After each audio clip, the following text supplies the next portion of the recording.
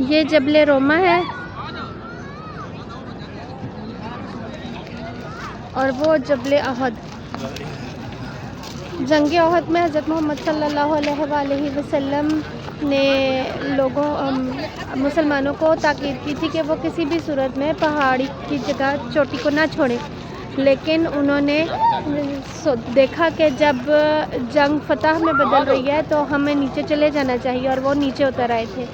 उस वजह से हज़रत मोहम्मद सल्लल्लाहु अलैहि वसल्लम की बात ना सुनने की वजह से उनको शिकस्त का सामना करना पड़ा, और उस जंग में हज़रत मोहम्मद सल्लल्लाहु अलैहि वसल्लम के दंदान मुबारक भी शहीद हो गए थे, 2 दंदान मुबारक। और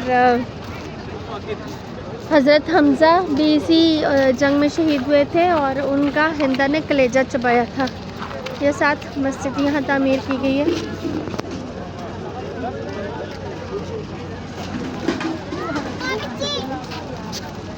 बहुत कबूतर होते हैं, हर जगह पर कबूतर होते हैं।